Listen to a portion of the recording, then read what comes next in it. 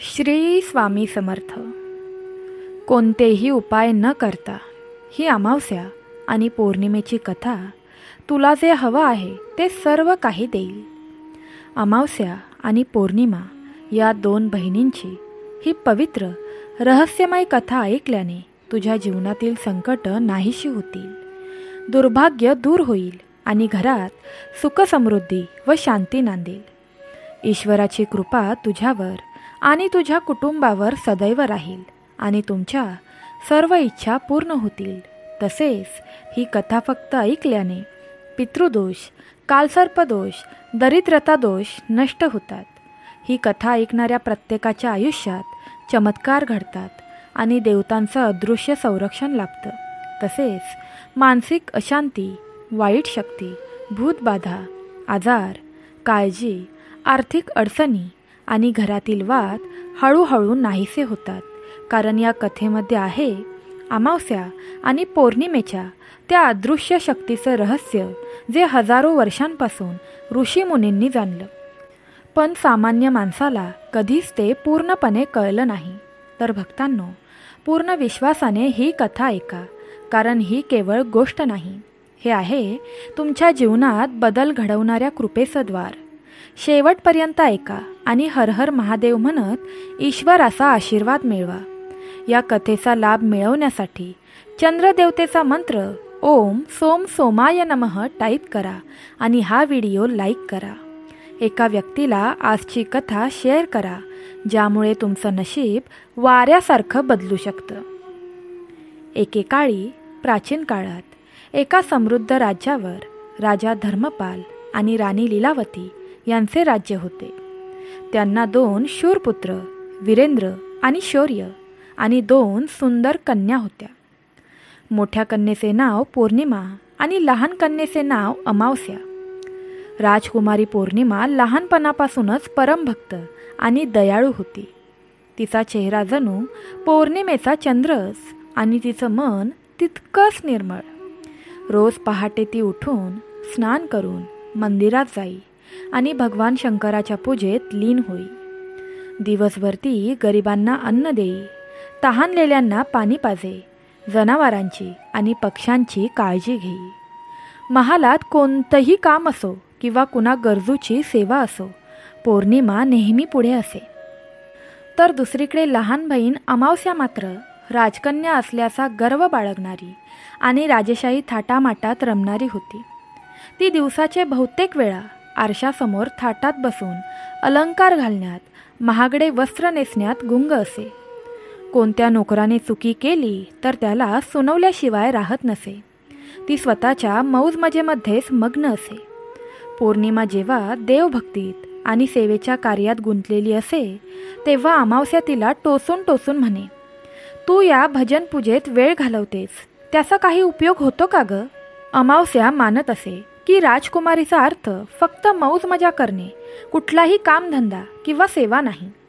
दोघींचे स्वभाव अगदी वेगळे असले तरी त्यांच्या अंतःकरणात परस्परांप्रती प्रेम होते. कारण पौर्णिमेचं मन अतिशय कोमल होतं आणि अमावस्या हृदयात बहिणीचा द्वेष करत नसे. परंतु त्यांच्या आईवडिलांचे, राजा धर्मपाल आणि राणी लीलावती यांचं वागणं मात्र वेगळं होतं. त्यांना अमावस्या आणि दोन्ही राजकुमारांवर अधिक माया वाटे. पौर्णिमेच्या भक्तिपूर्ण स्वभावाकडे, साधेपणाकडे ते फारसं लक्ष देत नसत, पण तरीही पौर्णिमा कोणतीही तक्रार न करता सर्वांची सेवा करत राहिली. कालांतराने वीरेंद्र आणि शौर्य या दोघांचे लग्न झाले. आता राजकन्यांच्या विवाहाची चिंता वाढली. एके दिवशी राणीने राजाला म्हटले, महाराज, आपल्याला आता आपल्या कन्यांसाठी योग्य वर शोधायला हवा. माझ्या मते पौर्णिमेसारख्या साध्या आणि भक्तिभाव असलेल्या मुलीसाठी कोणत्याही राजघराण्याचा राजकुमार योग्य नाही. तिला कोण्या साध्या पण सच्च्या घरातील वर मिळावा असं मला वाटतं. ती जिथे आहे तिथे सुखी राहील. राजाने राणीची गोष्ट मान्य केली.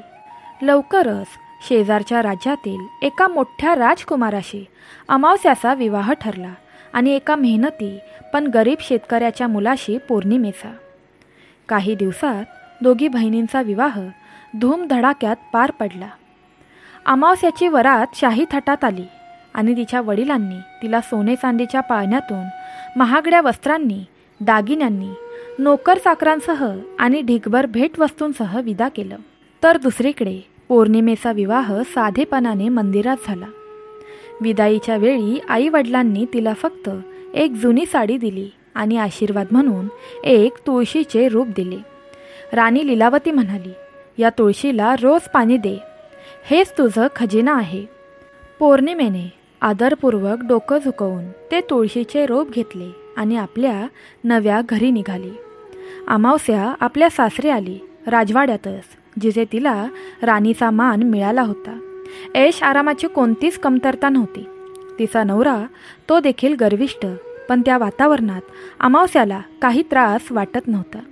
नोकर चाकर सतत हजर आणि ती पूर्वीप्रमाणेच आळशी जीवन जगू लागली. तर पौर्णिमा आपल्या शेतकरी नवऱ्याच्या लहानशा झोपडीत आली. तिथे ना महालाचा झगमगाट होता, ना नोकर चाकर, पण तिथे तिचं स्वागत मोठ्या प्रेमाने झालं. तिचा नवरा शांत, सज्जन आणि साध्या मनाचा होता. गरीब असूनही त्या कुटुंबाने तिला हृदयपूर्वक स्वीकारलं. पौर्णिमा लगेचच त्या वातावरणात रमली. सकाळी लवकर उठून अंगणात तुळशीला पाणी घालून पूजा करणे, घरची सर्व कामे, स्वयंपाक पाणी भरणे, शेतात हातभार लावणे, हे सगळं ती मनापासून करू लागली. संध्याकाळी ती जवळच्या शिवमंदिरात दीप लावत असे आणि भक्तिभावाने भजन म्हणत असे. कठीण परिस्थितीतही तिच्या चेहऱ्यावर समाधान असे, कारण तिला आपल्या नशिबावर आणि परमेश्वरावर पूर्ण विश्वास होता. तिच्या सेवावृत्तीमुळे तिचं सासर खूपच आनंदी होतं. काही वर्षांनी दोघी बहिणींच्या घरीही अपत्यप्राप्ती झाली.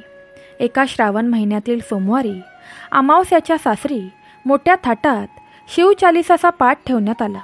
हे कार्य अमावस्याच्या सासूबाईच्या इच्छेने होत होतं. अमावस्या स्वतः भक्तीमध्ये फार रस नसली तरी सासरच्या प्रतिष्ठेसाठी तिने हा कार्यक्रम मोठ्या थाटात आयोजित केला. संपूर्ण गावातील प्रतिष्ठित महिलांना आमंत्रण दिलं गेलं. घर सुंदर सजवण्यात आलं आणि भंडाऱ्याचीही व्यवस्था झाली. पण अमावस्याने आपली सख्खी बहीण पौर्णिमेला मात्र बोलावलं नाही. तिला वाटत होतं की गरीब बहिणीला बोलावल्याने तिच्या ऐश्वर्यात, तिच्या प्रतिष्ठेत धक्का बसेल. पण गावातल्या इतर महिलांमुळे पौर्णिमेला या कार्यक्रमाबद्दल समजलं.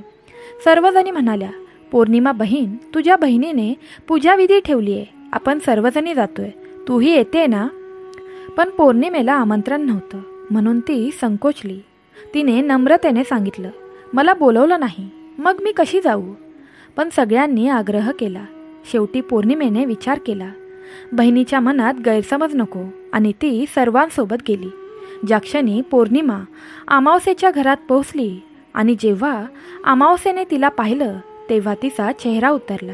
तिने तिला बाजूला नेऊन म्हणाली, तुला बोलवलंच नव्हतं ना, मग कशाला आलीस? तरीही आलीस तर आता गप्पच राहा, लोकांशी जास्त बोलू नकोस.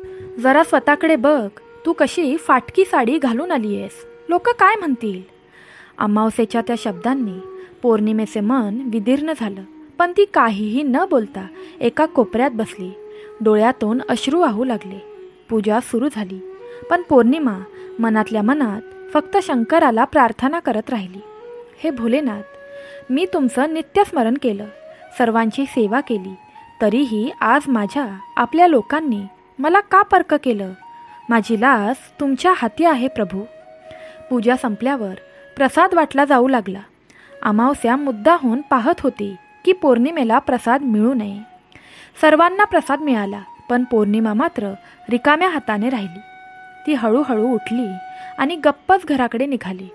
रस्त्यात चालताना पौर्णिमेचे मन भरून आलं होतं. ती विचार करत होती, घरी पोहोचल्यानंतर माझी मुलं मला प्रसादाबद्दल विचारतील, मी त्यांना काय सांगू? मनाला समजावत तिने ठरवलं, चला मुळीच आपण आपल्या माहेरी जाऊया, आईवडिलांना आणि भावजायांना भेटून येऊया. बराच काळ झाला त्यांना भेटून. त्याच नीतिमत्ताने मुलांसाठी काहीतरी घेऊनही येईन. असं ठरवून पौर्णिमा राजमहालाच्या दिशेने चालू लागली.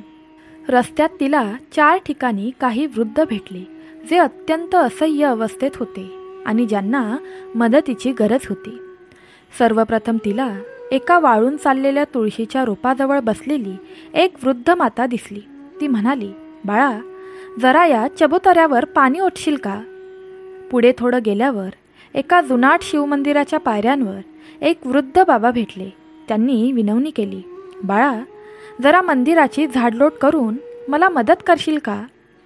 अजून थोडं पुढे गेल्यावर एका देवीच्या मंदिरात एक वृद्ध महिला पुन्हा भेटली. ती म्हणू लागली, पूजा झाल्यावर मंदिरात पाणी शिंपडून जे स्वच्छ करून मला पाणी पाजशील का? शेवटी नदीच्या काठावर एक थकलेली दमलेली वृद्ध महिला भेटली. तिने हळू आवाजात सांगितलं, बाळा, मला त्या घाटापर्यंत सोडशील का? दयाळू पौर्णिमेने मनापासून त्या सर्वांची सेवा केली. तिने त्या तुळशीच्या चबुतऱ्याला पाणी घातलं, मंदिर स्वच्छ केलं, वृद्धांना पाणी दिलं. त्या वृद्ध मातेला आधार देत तिला घाटापर्यंत नेलं. त्यांच्या आशीर्वादांनी ती धन्य झाली. जाता जाता काही वृद्धांनी तिला आशीर्वाद देताना म्हटलं, बाळा, परत येताना आम्हाला पुन्हा भेट. पौर्णिमेने नम्रतेने मान हलवली आणि राजमहालाकडे पुढे गेली. संध्याकाळ होत आली होती तेव्हा ती राजमहालात पोचली. महालात बातमी पसरताच वीरेंद्र आणि शौर्य यांच्या पत्नी तिच्या भावजाई आनंदाने बाहेर आल्या आणि पौर्णिमेचं अगत्यपूर्वक स्वागत केलं. त्या दोघींनी तिला आराम देण्यासाठी तिची मनापासून काळजी घेतली. रात्रभर ती राजमहालात सुखाने झोपली. सकाळी जेव्हा पौर्णिमा निघण्याची तयारी करत होती तेव्हा भावजाईंनी तिला आग्रहाने एक नवीन लाल साडी दिली. त्यांनी तिला 16 शृंगार करून दिला. तिच्या वाटचालीसाठी त्यांनी लाडू, धान्य, नवीन कपडे आणि काही नवे वस्त्र एका मोठ्या गोणीत भरून दिले. त्या म्हणाल्या, ताई, हे सामान तुला रस्त्यात आणि घरी उपयोगी पडेल. आणि हो, लवकर लवकर येत जा, तुझी आम्हाला खूप आठवण येते. पौर्णिमेने भावूक होऊन त्यांना मिठी मारली आणि त्यांचे आभार मानले. त्यामुळे ती आनंदाने आपल्या गावाच्या दिशेने निघाली. परत येताना तिला काल भेटलेले सर्व वृद्ध पुन्हा भेटले. ती गोणी भरूनही पौर्णिमेचे मन आनंद आणि कृतज्ञतेने भरलेलं होतं. तिच्या मनात विचार येत होते, या गोण्यांमध्ये काय असेल? पण तिने संयम ठेवला आणि घरी पोहोचली. घरी पोहोचल्यावर तिचे पती आणि मुलं आश्चर्यचकित झाले. आई, एवढं सगळं कसं काय आणलंस? मुलं विचारू लागली. पौर्णिमेने सर्वांना एकत्र बोलवलं आणि एक एक करून गोण्या उघडू लागली. पहिल्या गोणीतून घरगुती उपयोगाच्या वस्तू बाहेर पडल्या. दुसऱ्या गोणीतून सोन्या चांदीचे दागिने आणि नाणी बाहेर आली. तिसरी उघडली तर त्यात धन, नोटा आणि रुपयांच्या गड्ड्या होत्या. चौथ्या गोणीतून चांगले धान्य, गहू, तांदूळ, डाळी आणि महागडी वस्त्र बाहेर आली. 5व्या गोणीतून सुंदर रेशमी कपड्यांचे जोड आले. हे सगळं पाहून सगळं कुटुंब चकित झालं. पौर्णिमेच्या सासूबाईंनी आश्चर्याने विचारलं, बेटा, हे सगळं कुठून आलं? पौर्णिमेच्या डोळ्यात आनंद अश्रू आले. तिने हात जोडून परमेश्वराला धन्यवाद दिला. तिला उमजलं, ज्या वृद्धांची तिने सेवा केली होती ते साधे वृद्ध नव्हते तर देवदूत होते. त्यांच्या आशीर्वादामुळेच हे सर्व घडले. पौर्णिमेने आपल्या कुटुंबियांना सांगितलं, हे सगळं भगवंताची कृपा आहे. हे प्रसाद म्हणून आपल्याला मिळालं आहे. आता आपल्या घरात कधीच काहीच कमी पडणार नाही. सर्वांनी मिळून भगवंताचे आभार मानले. काही दिवसातच पौर्णिमेच्या घरात वैभव, सुख, समाधान नांदायला लागलं. पण जशी ती संपन्न झाली तशीच तिची नम्रताही अधिक वाढली. तिने सर्वात आधी आपल्या घरात भजन, कीर्तन आणि भक्तिकार्य केलं. पुढच्या सोमवारी तिने आपली बहीण अमावस्यालाही आमंत्रित केलं. दुसऱ्या दिवशी सकाळीच अमावस्या आपल्या मुलांना शेजारी ठेवून माहेरी जाण्याचं निमित्त सांगून त्या वाटेने निघाली ज्या वाटेने पौर्णिमा गेली होती. तिच्या मनात एकच विचार होता, आजच मला देखील तसा चमत्कार मिळणार. रस्त्यात तिला पहिली वृद्ध भेटली जी एका वाळलेल्या तुळशीच्या कुंडीजवळ बसली होती. त्या वृद्ध मातेनं तिला हाक मारून म्हटलं, मुली, जरा या चबुतऱ्याची साफसफाई करून तुळशीच्या रोपाला पाणी घालशील का? अमावस्या ताट चेहऱ्याने म्हणाली, माफ करा, माझ्याकडे या फुकटच्या कामासाठी वेळ नाही आणि मी इतक्या महागड्या कपड्यांमध्ये आहे, ते खराब झाले तर? असं म्हणत ती पुढे निघून गेली. थोडं पुढे गेल्यावर शिवमंदिराच्या दारात एक वृद्ध बाबा भेटले. ते करुण स्वरात म्हणाले, मुली, माझ्यासाठी जरा 2 बादल्या पाणी भरून देशील का? स्नानासाठी पाणी लागतंय. अमावस्या रागाने म्हणाली, माझ्याकडे तुमच्यासाठी वेळ नाही. मी कुठली पाणी भरणारी नोकर आहे का? असं म्हणत ती तिथूनही रागाने निघून गेली. थोड्या अंतरावर देवीच्या मंदिरात एक वृद्ध माता भेटली. ती म्हणाली, मुली, जरा हे मंदिर स्वच्छ करून इथे पाणी शिंपडशील का? तुला मनापासून मी आशीर्वाद देईन. अमावस्या तिरस्काराने म्हणाली, माझा असा काहीच हट्ट नाही आणि मला या मंदिर पूजेमध्ये काहीच रस नाही. असं म्हणत ती मोठ्या थाटात पुढे चालत गेली. शेवटी नदीच्या काठावर ती वृद्ध माता भेटली, जिला पहिल्यांदा पाहूनच अमावस्या चिडली होती. त्या वृद्ध मातेनं तिला थांबवण्याचा प्रयत्न केला, पण अमावस्या रागाने म्हणाली, माझ्याकडे काही बोलण्याचीही फुरसत नाही. मी खूप थकले आहे. आणि ती कोणासही ऐकून न घेता तिथून तडक पुढे निघाली. हे सगळं पाहून ज्या देवतांनी पौर्णिमेला आशीर्वाद दिला होता त्यांनी अमावस्येच्या या उद्धट आणि अहंकारी वागणुकीकडे पाहिलं आणि विचार केला, आता हिला तिच्या वागण्याचा धडा शिकवण्याची वेळ आली आहे. काही तासातच अमावस्या आपल्या माहेरच्या महालात पोहोचली, पण तिथे तिला कोणीही प्रेमाने भेटलं नाही. वीरेंद्र आणि शौर्य यांच्या पत्नी तिच्या भावजयींनी तिला पाहिलं आणि तोंड वाकडं करत उपहासाने हसल्या. त्यातील एक म्हणाली, महाराणीजी, आज काय कारणानं अचानक आल्यात? दुसरी म्हणाली, कदाचित मोफत जेवायला आल्या असतील. अमावस्या हे टोमणे ऐकत होती, पण तिचं मन फक्त तिच्या योजनेतच अडकलं होतं. त्या रात्री तिनं मनसोक्त जेवण केलं आणि दुसऱ्या दिवशी पहाटेच तिनं परत निघायचं ठरवलं. चालताना तिनं भावजयींना विचारलं, काल तुम्ही पौर्णिमेला खूप काही दिलं, माझ्यासाठी काही नाही का? त्यावर एक भावजय नाक मोडत म्हणाली, जे तुझ्यासाठी योग्य आहे ते तुझ्या घरी आपोआप पोहोचेल. हे ऐकून अमावस्या चिडली, पण काहीही न बोलता ती महालातून बाहेर पडली आणि आपल्या सासरी परत निघाली. अमावस्या आपल्या सासरी परत जात असताना रस्त्यात त्या 4ही वृद्ध महिला आणि बाबा पुन्हा तिच्यासमोर आले. पहिल्या वृद्धेने एक जुनाट घाणेरडं पोतं तिच्यासमोर फेकलं. शिवमंदिरातल्या बाबांनी दुसरं चिखलानं भरलेलं पोतं तिच्यासमोर फेकलं. देवीच्या रूपातील वृद्धेनं तिसरं पोतं तिच्यासमोर फेकलं. गंगामाईच्या रूपातील वृद्धेनं 4थं पोतं तिच्यासमोर टाकलं. अमावस्या एक क्षण दचकली, पण तिला वाटलं कदाचित हेच माझ्या वरदानाचं लक्षण असावं, म्हणून ती 4ही पोती उचलून आनंदाने आपल्या घरी गेली. घरी पोचल्यानंतर तिनं पहिलं पोतं उघडलं. त्यातून कुजलेलं अन्न, वाळलेली झाडं आणि दुर्गंधीयुक्त कचरा बाहेर पडला. दुसऱ्या पोत्यातून मोठमोठे दगड, धारदार खडे खाली पडले, जे तिच्या पायांवर आपटले आणि वेदना झाल्या. तिसऱ्या पोत्यातून जिवंत साप, विंचू आणि विषारी किडे बाहेर आले. ती भीतीने किंचाळली आणि मागे सरकली. चौथ्या पोत्यातून कुजलेली माती, घाण व दुर्गंधीयुक्त किडे बाहेर आले. तिच्या डोळ्यांसमोर अंधारी आली आणि तिचं मन खसून गेलं. तिला उमगलं, हा सगळा माझ्या अहंकाराचा आणि लोभाचा परिणाम आहे. अमावस्या धावत लगेचच पौर्णिमेच्या घरी पोहोचली. पौर्णिमानं तिचा चेहरा पाहिला आणि तिला आत घेतलं. अमावस्या रडत पौर्णिमेच्या पायांवर कोसळली. ताई, मला माफ कर. मी तुला कमी लेखलं, तुझ्या सेवेचा उपहार केला, देवतांचाही तिरस्कार केला. आता मला माझी चूक समजली आहे. माझं आयुष्य उद्ध्वस्त झालंय ताई. पौर्णिमेने तिला उठवलं, मिठीत घेतलं आणि शांत केलं. पौर्णिमा म्हणाली, अमावस्या, ईश्वर आपल्या अंतःकरणातील भावना पाहतो. सेवा, भक्ती आणि नम्रता या स्वार्थाशिवाय असल्या पाहिजेत. मी सेवा केली ती प्रेमानं, तू केलीस ते फक्त वरदान मिळवण्यासाठी, म्हणून तुला शिक्षा मिळाली. पण तू खरं मनानं पश्चाताप केलास तर देव तुलाही क्षमा करेल. अमावस्या डोळे पुसून म्हणाली, मला सांग, मी काय करू? पौर्णिमेने तिला समजावलं, गरजू, अशक्त आणि गरिबांची मनापासून सेवा कर. अहंकार सोड आणि नम्र हो. देवावर विश्वास ठेव, भक्ती कर आणि प्रामाणिक प्रार्थना कर. अमावस्या म्हणाली, हो ताई, मी वचन देते, मी हे सगळं पाळीन. पौर्णिमेनं तिला प्रेमानं मिठी मारली आणि दोघींच्या डोळ्यातून आनंद अश्रू वाहू लागले. अमावस्या आता निस्वार्थ भावनांनी सेवा करू लागली. गरिबांना मदत करायची, मंदिराची स्वच्छता करायची, थकलेल्या लोकांना आधार द्यायची आणि रोज ईश्वराचं नामस्मरण करायची. हळूहळू तिच्या आयुष्यात सुखशांती येऊ लागली. अहंकार नाहीसा झाला आणि ती सर्वांची प्रिय झाली. ईश्वराची कृपा तिच्यावरही झाली आणि तिचं जीवनच पालटलं. ही कथा आपल्याला सांगते, निस्वार्थ भक्ती, नम्र सेवा आणि श्रद्धा हेच ईश्वर प्राप्तीचे मार्ग आहेत.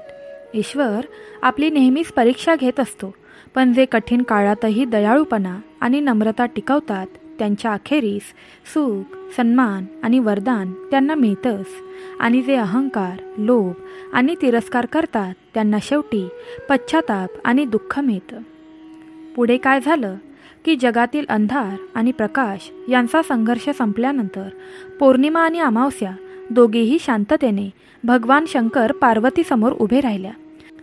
त्यावेळी महादेवांनी दोघींकडे पाहून सौम्य स्वरात विचारलं, मुलींनो, आता तुम्ही दोघींनीही आपापली महती दाखवली आहे, पण या जगात तुमचं अस्तित्व लोकांनी केवळ भीतीपोटी किंवा उत्साहापोटी मान्य केलं तर त्यातून फक्त अहंकार आणि अज्ञात वाढेल. म्हणून लोकांनी तुमच्या दिवसांचा स्वीकार श्रद्धेने आणि ज्ञानाने करावा असं मला वाटतं. तुमचं अस्तित्व हे लोकांच्या कल्याणासाठी असावं. महादेवांनी त्या क्षणी अमावस्या आणि पौर्णिमेला दोघींनाही आशीर्वाद दिला. महादेव म्हणाले, हे दिवस आता फक्त घटना किंवा नुसते शुभ अशुभ दिवस राहणार नाहीत, तर त्यांना मी धर्ममार्ग देतो. लोकांनी त्या दिवसात काही गोष्टी कराव्यात आणि काही टाळाव्यात यासाठी मी नियम देतो, जेणेकरून तुमच्या उपस्थितीत त्यांना भय नव्हे तर शांती आणि कल्याण लाभेल. आणि तेव्हा पौर्णिमेच्या दिवसासाठी महादेवांनी सांगितलं, पौर्णिमेच्या दिवशी लोकांनी पवित्र गंगा, सरोवर किंवा नदीमध्ये स्नान करावं. या दिवशी मन शुद्ध ठेवावं, सत्य बोलावं आणि गरिबांना अन्न, कपडे दान द्यावं. पौर्णिमा म्हणजे प्रकाशाचा उत्सव आहे, म्हणून भक्तांनी या दिवशी दीप लावावा आणि आपापल्या आयुष्यातून अंधकार हटवण्याचा संकल्प करावा. पार्वती माताही हसत म्हणाल्या, होय, या दिवशी लोकांनी उपवास करून आत्मशुद्धी साधावी. पौर्णिमा ही प्रेम, करुणा आणि शांतीचा दिवस आहे, म्हणून या दिवशी कुणावरही राग करू नये, कुणावरही अन्यायही करू नये.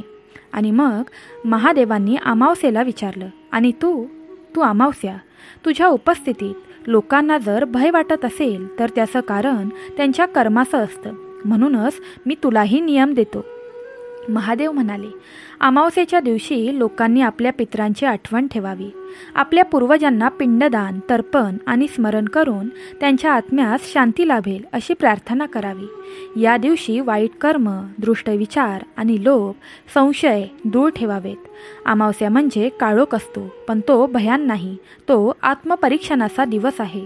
म्हणून लोकांनी या दिवशी आपल्या चुका ओळखाव्यात आणि भविष्यात त्यावर उपाय करावेत. त्या क्षणी अमावस्या आणि पौर्णिमा या दोघींनाही महादेवांनी एक वचन दिलं, तुमचे दिवस आता लोकांच्या आयुष्यात प्रकाश आणि शांती घेऊन येतील. तुमच्या दिवसांचे महत्त्व लोकांना केवळ विधी म्हणून नव्हे तर आत्मिक उन्नतीसाठी कळेल. तुमच्या दिवसांना मी धर्माच्या अधीन करतो, जिथं लोक भक्ती, दान, सेवा आणि आत्मविश्लेषण यामध्ये स्वतःला गुंतवतील. आणि त्या दिवसापासून पौर्णिमेच्या दिवशी भक्त गंगेच्या तीर्थात स्नान करतात, गुरुभेट घेतात, दानधर्म करतात आणि घरात दीप लावतात. आणि अमावस्येच्या दिवशी पितरांसाठी तर्पण करतात, कळत नकळत केलेल्या चुका मनापासून कबूल करतात. आणि अमावस्येच्या दिवशी पितरांसाठी तर्पण करतात, कळत नकळत केलेल्या चुका मनापासून कबूल करतात. आणि अमावस्येला देखील आत्मशुद्धीचा आणि अंतर्मनाच्या प्रकाशाचा दिवस मानतात. पौर्णिमा आणि अमावस्येचे महत्त्व आणि परंपरेचा जन्म म्हणजेच त्या रात्री जेव्हा महादेवांनी आपले वचन दिलं आणि पौर्णिमा व अमावस्या हे दिवस धर्मसंहितेचा भाग बनले, तेव्हापासून जगात अनेक गोष्टी बदलू लागल्या. लोकांनी महादेवांच्या आदेशाप्रमाणे या दिवसांवर विश्वास ठेवायला सुरुवात केली. आणि विश्वास जेव्हा भक्तीच्या रूपाने हृदयात उतरतो तेव्हा त्यातून परंपरा जन्म घेते. पौर्णिमेचा पहिला अनुभव म्हणजे आश्विन पौर्णिमा. पहिल्यांदा पौर्णिमेच्या दिवशी एका ऋषींनी गंगेच्या काठी उपवास केला. त्यांचं मन अनेक शंका आणि वासनांनी भरलं होतं, पण त्या दिवशी त्यांनी स्नान केलं, दीपनित्य केलं आणि गायीला दान दिलं. त्या रात्री त्यांच्या स्वप्नात गंगेच्या प्रवाहातून एक तेजस्वी स्वर उमटला, तू आपल्या सुखांची कबुली केलीस, म्हणून तुझ्या अंतर्मनातला अंधार नाहीसा झाला. आता तुझं हृदय निर्मळ झालंय. सकाळी उठल्यावर त्या ऋषींना असं वाटलं जणू त्याच्या आयुष्यातून एक काळोखाचा धूर निघून गेला आहे. त्याचा हा अनुभव इतर लोकांनी ऐकला आणि त्या दिवसापासून आश्विन पौर्णिमा, शरद पौर्णिमा साजरी होऊ लागली. लोकांनी चंद्रप्रकाशात खीर ठेवण्याची परंपरा सुरू केली, कारण तो चंद्र पौर्णिमेचा प्रतीक होता आणि शांतीचाही प्रतीक होता. अमावस्येचा पहिला अनुभव म्हणजे पितृ अमावस्या. दुसरीकडे एका गरीब ब्राह्मणाच्या स्वप्नात त्याचे वडील आले आणि म्हणाले, माझ्या पुत्रा, तू मला विसरून गेलास, त्यामुळे तुझ्या घरात शांती राहिली नाही. दचकून ब्राह्मण उठला. दुसऱ्या दिवशी अमावस्या होती. त्यानं नदीकाठी जाऊन तर्पण अर्पण केलं, पिंडदान केलं आणि आपल्या वडिलांना मनापासून क्षमा मागितली. त्या रात्री त्याच्या घरात पहिल्यांदा चूल पेटली, ज्यावर आधी 2 वर्ष काहीच शिजलं नव्हतं. घरात अन्न, सुख आणि समाधान परत आलं. तेव्हा गावातील लोकांनी अमावस्येच्या दिवशी पितरांसाठी तर्पण करण्याची परंपरा सुरू केली. पितृ अमावस्या म्हणून हा दिवस पूजनीय झाला आणि हळूहळू कार्तिक पौर्णिमा, गुरुपौर्णिमा, शरद पौर्णिमा, वटपौर्णिमा असे अनेक पौर्णिमांचे सण जन्माला आले.